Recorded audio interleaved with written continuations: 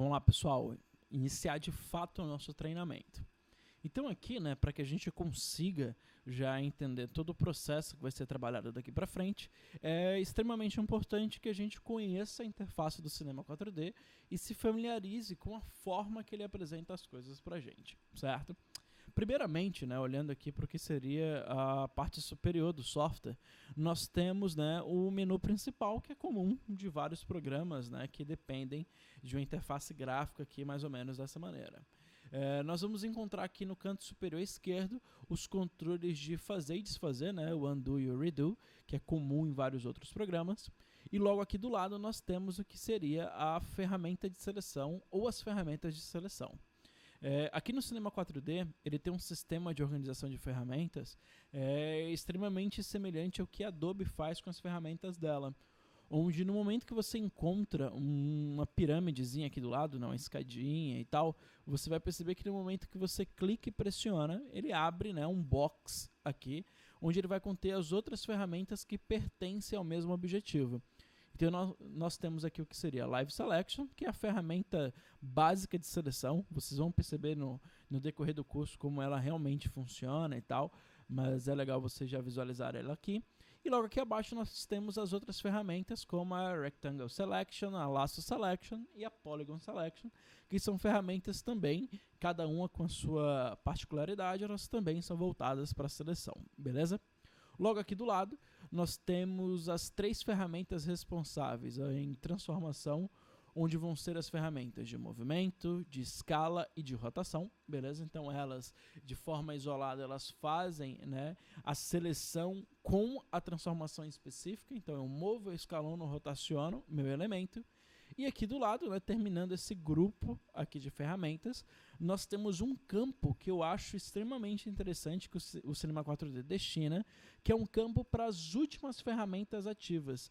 Então ele basicamente vai guardar aqui dentro as ferramentas que eu venho usando no meu projeto, na última vez que eu abri meu documento, e aí você consegue estar tendo acesso a elas da maneira mais fácil, até porque você não vai ter somente essas ferramentas que estão aqui visíveis.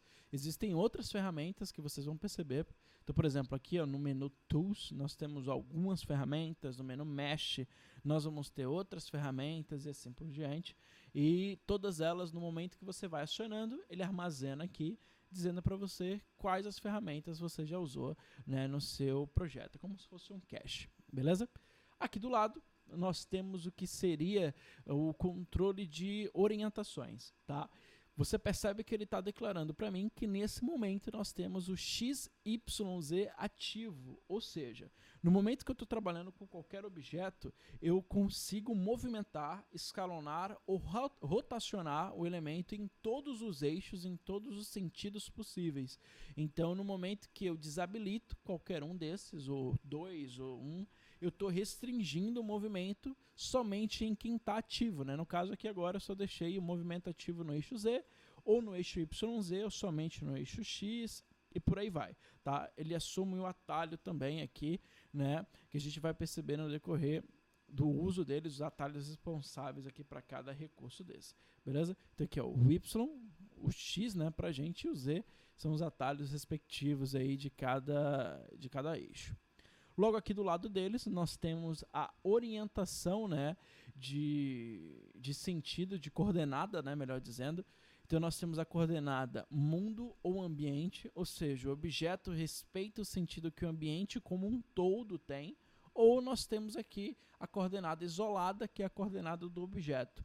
Isso, para quem não tem familiaridade nenhuma com 3D, é o primeiro contato e tal, pode soar um pouco confuso, mas com certeza absoluta no decorrer do seu uso e desse treinamento você vai ter a exemplificação e o entendimento de como está trabalhando com a seleção do mundo ou a seleção do objeto, a coordenada do mundo e a coordenada do objeto.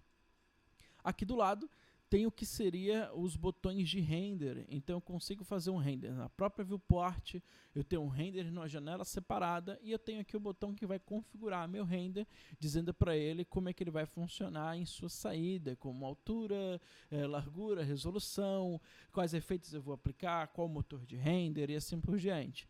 Então eu consigo estar trabalhando aqui a partir desses botões. E logo aqui do lado nós temos aqui o que seria os botões voltados para a criação. Então eu trabalho aqui com os polígonos, né, as formas básicas, eu tenho a opção de trabalhar com linhas, né, os splines, modificadores e assim por diante, a opção de trabalhar com luz, trabalhar com câmera, tá? E por aí vai. Então assim, todos esses elementos que estão dispostos aí em cima são chamados de ferramentas principais, tá? São aquelas que em todo projeto você vai acabar usando pelo menos uma, duas delas e com certeza vai fazer parte do seu workflow, beleza?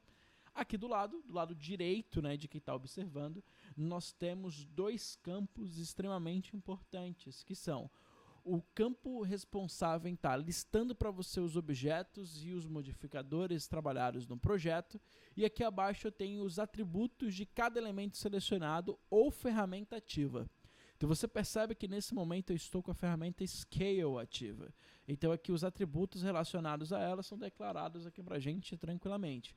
Se eu vim mudo de uma ferramenta para outra, então eu estou com Scale, eu vim aqui para a ferramenta Move Tool. Então eu selecionei a Move Tool, eu tenho aqui o que seria as propriedades dela também declaradas. Então eu posso também vir aqui para a seleção, lá Live Selection, as propriedades também são relatadas e assim sucessivamente, ok?